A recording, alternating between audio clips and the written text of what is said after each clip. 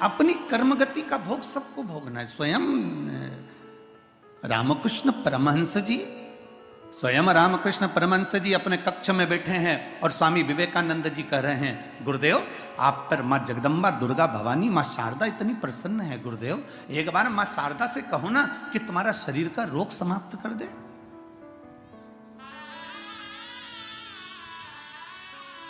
गुरुदेव माँ जगतजननी शारदा भवानी तो आपसे बात करने आती है। स्वामी विवेकानंद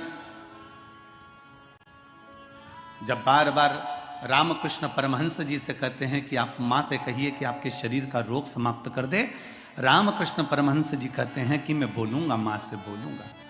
एक दिन रामकृष्ण परमहंस जी से स्वामी विवेकानंद ने कहा, आज आपको माँ से कहना पड़ेगा कि मेरे शरीर का रोग समाप्त करो। रामकृष्ण परमहंस जी अपने कक्ष में चले गए, दरवाजा बंद कर लिया। नरेंद्र को लगा, स्वामी विवेकानंद जी को लगा कि अब मेरे गुरुजी माँ से कहेंगे कि मेरे शरीर में जो रोग हो गया है, जो कैंसर जैसी बीमारी हो गई है, इसको समाप्त कर दो। माँ आई, जगत जननी दुर्गा भवानी माँ शारदा आ गई और शारदा भवानी जैसे ही सामने आई और माँ सामने आते से पूछती है रामकृष्ण से, ए रामकृष्ण क्या बात है, मुझे क्यों याद किया? माँ ये स्वामी विवेकानंद बार बार कहता है कि तुमसे बात करो, इसलिए मैंने तुम्हें पुकारा है। ये नरेंद्र रोज कहते हैं कि मैं तुमसे पूछूं, इसलिए पुकारा है मां मैंने। क्या चाहिए? मां शारदा कह रही है, बोल बोल रामकृष्ण क्या चाहिए? रामकृष्ण परमहंस जी कहते हैं, मां बस इतनी कृपा करना कि जब मेरे प्राण छूटे ना मां, तो तेरी गोद मिल जाए, इससे बढ़कर और कुछ भी नहीं चाहिए। तेरी गोद मिल जाए, इससे बढ़कर और कोई सुख नहीं चाहिए, इससे बढ़कर कोई संपदा नहीं चाहिए। पर माँ शारदा भवानी, माँ दुर्गा भवानी ने कहा, माँ शारदा ने कहा, नरेंद्र ने तो तुमको कहा था, स्वामी विवेकानंद ने तो तुमसे कहा था कि तुम्हें जो रोग हो गया है, जो बीमारी हो गई है, वो बीमारी समाप्त करने का मांगना। पर रामकृष्ण परमहंस तुमने वो मांगा नहीं। रामकृष्ण परमहंस जी कहते हैं, माँ मैं जानता हूं, अगर आज मैंने तुमसे रोग समाप्ति मांग भी ली ना माँ, और तुम मुझे ठीक भी कर देगी ना माँ, पर अगला जन्म मुझे फिर लेना पड़ेगा और अपने कर्म का भोग फिर भोगना पड़ेगा, इसलिए एक बार भोग कर चले जाऊंगा।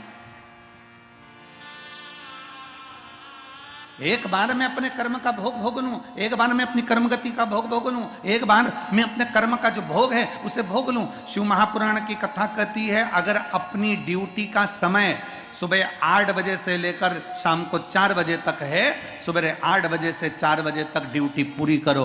अगर आधी ड्यूटी करोगे तो तुम्हारे को फिर रात्रि में आकर ड्यूटी करना पड़ेगी, या दूसरे दिन ज्यादा ड्यूटी करना पड़ेगी, ज्यादा दिन ज्यादा खड़े रहना पड़ेगा, दूसरे दिन ज्यादा खड़े रहना पड़ेगा। अपनी ड्यूटी पूरी करो। उसी तरह शिव महापुराण की कथा कहती है, मृत्यु लोक में जन्म लेने के बाद, मानव शरीर मिलने के बाद हमारी कर्म गतियां हमको भोगना है। जितना भोग सकते हैं आज भोग लें, और भोगने के साथ में भगवान शंकर पर एक लोटा जल चढ़ाते चढ़ाते हमको मालूम ना पड़े कि हमारे कर्म गति का भोग हम कैसे भोग रहे हैं।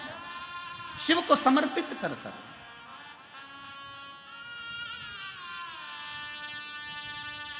शिव को देते हुए। कितना दुख है संसार में, कौन सुखी संसार में?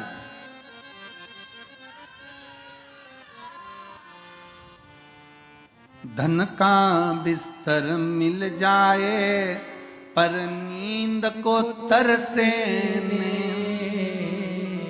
धन का बिस्तर मिल जाए पर नींद को तरसे,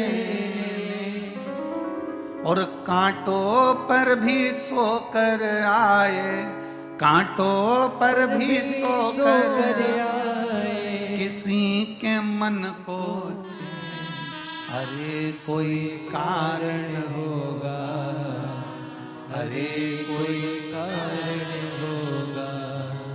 डनलप का गद्दा है,